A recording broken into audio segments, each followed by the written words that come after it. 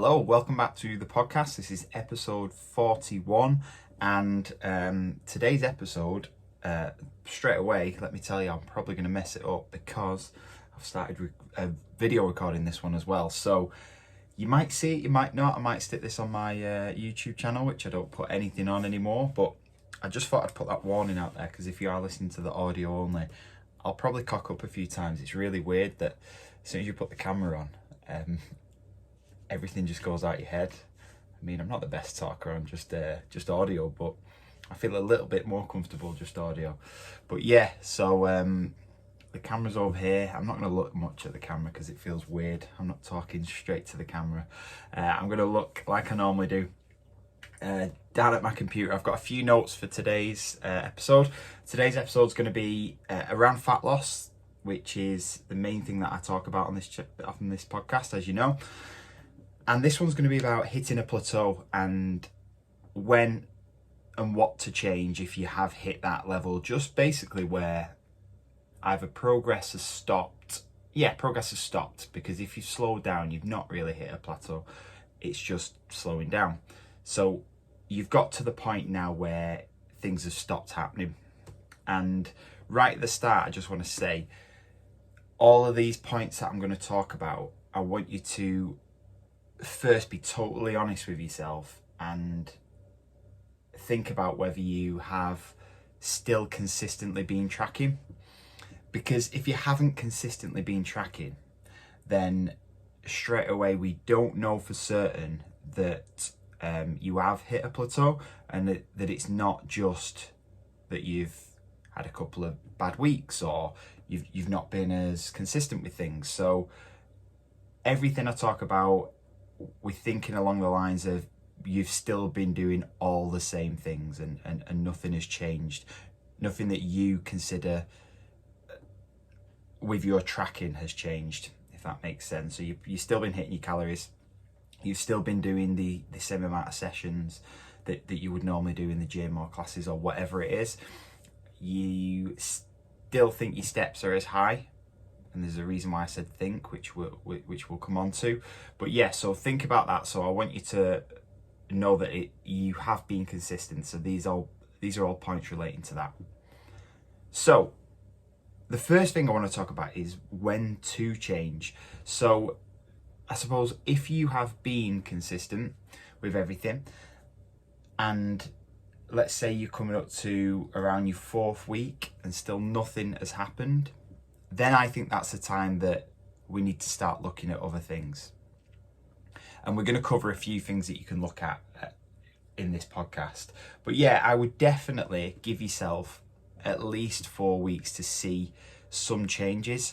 And if you're staying consistent and you're not seeing them changes, then about 4 weeks is the time to think, right, okay, let's do something about it. And hopefully, there's two things that we can do about it, or there's two sides that we can look at out the energy balance equation. So we're going to have a look at your calories in, energy in, or we're going to look at your energy out, calories out. And first of all, really simple, energy in, what can we do? We can potentially reduce your calories. And that's the first point that everybody goes to. So I need to drop my calories quick as I can, just drop my calories, need to go lower. And that's not necessarily the best choice, and it's not always the number one choice that you want to do. We ideally that we want to keep calories as high as possible whilst still losing body fat and progressing, just for a number of reasons. It's going to keep your energy levels up when you're in the gym. It's going to be a lot easier to stick to. It's definitely going to help with your mood, because you won't feel like you're just killing yourself, like heavily dieting. So the aim should always be calories as high as you can while still progressing. So that leads us to look at the other side of the equation then. So what can we do on the other side? So straight away, we can start to look at your daily activity. Can we increase that a little bit? Can we get, if you give yourself a little step target, can we get some more steps in per week? That's the number one thing that I would look at on that side. After that, have a look at your structured exercise in the gym and your classes. How many classes are you currently doing? How many gym sessions are you currently doing? Can we increase that? is it a possibility to increase that? If we can't increase the number of times we go, can we increase the intensity in the sessions that you're currently doing? Can we increase the intensity in the sessions you're currently doing by increasing the time that you spent in the gym? And I don't mean just being in the gym longer. There has to be an increase in the total volume of what you're doing if you're going to increase the time, because that's just wasted time. If not, you're just dragging out what you was normally doing over a bigger period of time. So it has to be more intense, more volume to make a difference, obviously, because we want to continue that progressive overload to give yourself the results that you want. Looking at other things, can we increase the amount? Have a look at your protein intake. Can we increase that? If we can increase that, that's then gonna increase your TEF, which is your thermic effect of food. So if we eat more protein, that basically costs the body more calories to digest. So there's a little bit of an increase there in calories burnt. Only minor, but it still counts. And yeah, they're pretty much the main things you want to look towards. There's not a massive impact we can have on our BMR, so our resting amount. That's the biggest output, but there's not much effect we can have on that. Resistance training and building a bit more muscle is going to help, but hopefully if you're working with me or you've took any advice that I've given on these last 40 whatever episodes, hopefully you've got some sort of resistance training within your program, because I just bang on about that all the time. So yeah, so they're the things we want to look at, rather than going straight to calories. Now, another thing that I want to talk about is when you are dieting and you're starting to lose weight, your NEAT will naturally reduce, and your NEAT is your non-exercise activity. So basically anything that is not structured in the gym. So me moving my hands now, fidgeting, I would class just general like movement of walking, like steps. If you're going out physically trying to get your steps, technically that's planned exercise, but I never look at it like that. So I always include steps in your NEAT as well. That is going to naturally reduce as you lose weight.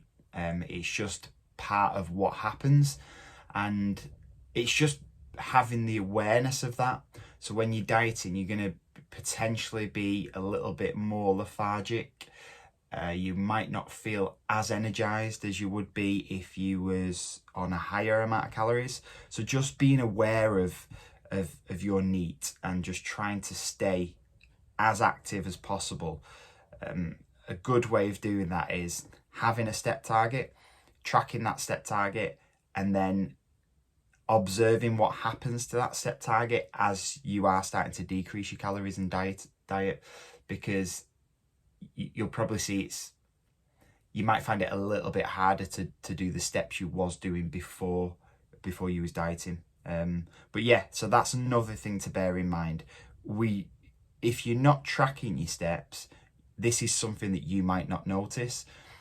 Your body will just sort of try and get you to rest, if that makes sense. It's a really simplified way of looking at it, but if you're not got as much energy, it will try and slow you down a little bit. So yeah, just bear that in mind. And if you are tracking your steps, it is then easier to see if that is dropping. And if it is, then you've got something to work towards and to try and push and increase that. My head looks really shiny on that camera. Just going off topic there. Just have a little drink. Little guinea pig cup there. If you're just listening, you missed that. Next one. Yeah, the point I wanted to talk about next is, I touched on it a little bit then, but before reducing your calories, we are going to talk about calories and reducing that side, but before you reduce your calories, always look at the other side first. So always look at, can we increase exercise and can we increase that intensity within our sessions? because as I said at the start, we do want to keep them calories as high as possible, but just for really being able to stick to them and having a little bit more enjoyment in your life. Like, straight away, for any person, and we all know this from like diet or juice diets and stuff, we can easily get you to lose weight, a large amount of weight over a couple of months. It's simple. We just cut out food and put you on these stupid juice diets where you feel like death and you don't eat food. You're guaranteed to lose weight. They're guaranteed to work. It's just what happens after that when you start to want to live your life normally again and not like a fish just drinking things. It's just crazy. So it's not that hard to lose weight if you can stick to one of them crazy diets. It's just they are not the best thing to do. So what we want to do is keep them calories as high as possible while still progressing and losing body fat. And yeah, the way to do that is to, before you start to drop your calories further at this point, if you're hitting one of them plateaus, is just to look at your exercise. Can we do a little bit more intensity within there? Can we add an extra set in each exercise? Can we add an extra set to one of the exercises to begin with? If you've got something like one of the big compound movements like squats, deadlifts, bench, rows, things like them, pull-ups, if we can add an extra 1 or 2 sets to your sessions, even just on them exercises at the start, that's a huge increase. And it's a huge increase if you're doing that in every session over the week. And you'll probably find that that's a better way to go, rather than straight away looking like, okay, I'm going to drop another 500 calories. 500 calories is a big drop. If you are a shorter woman, if you take 500 calories out of your diet, that's going to be a huge drop for you. So always look at exercise first and see what you can do in that area. Next bit, metabolic adaptation. First of all, what is it?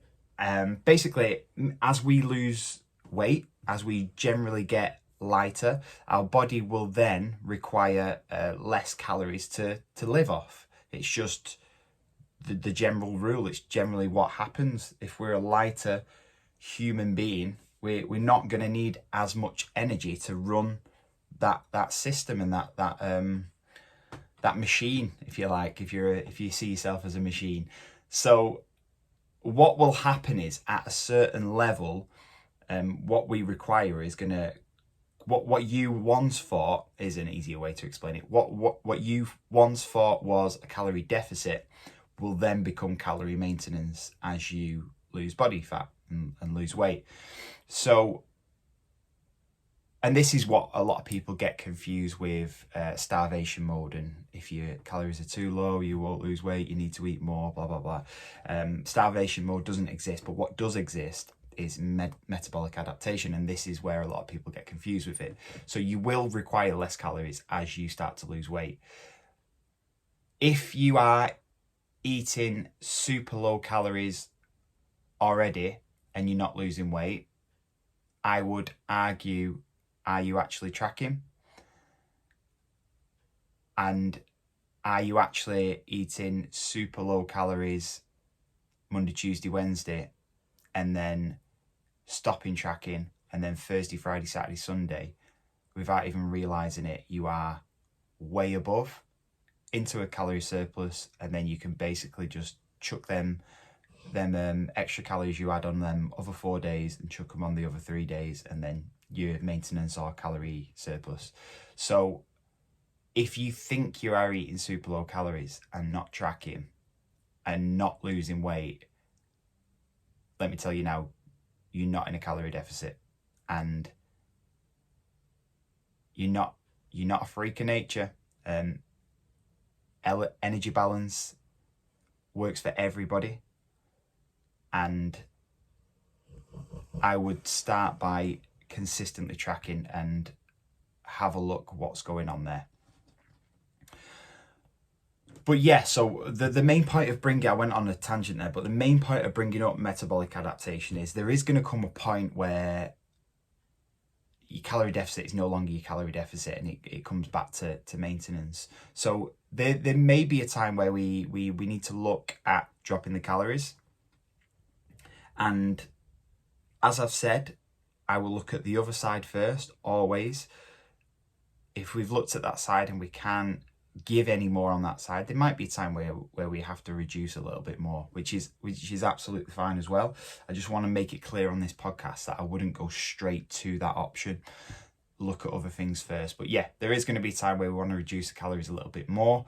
We will probably use, me myself as a coach, I would use a generic calorie calculator based off your new sort of stats, and have a look at what maintenance is, compare that to what you're currently eating, and sort of make a sort of an educated guess around that on what to do with your calories. Yeah, so I think that's pretty much what I wanted to talk about. I made one more point about how intense you're exercising, but I don't know why I wrote that twice. Yeah, that's what I wanted to talk about. There's going to come a point, if you are trying to lose body fat and you've started to lose it, which is amazing, by the way, and you want to take all the motivation from that and use that to help you to continue. But there is going to come a point where you might hit sort of the ceiling of fat loss at this current rate that you're dieting. And there is times where you're going to have to make them changes. And I hope that this podcast gives you some ideas of what you can change and what to look at before looking at other things, and not just to try and kill yourself by dropping your calories as low as possible, because you want to enjoy your life.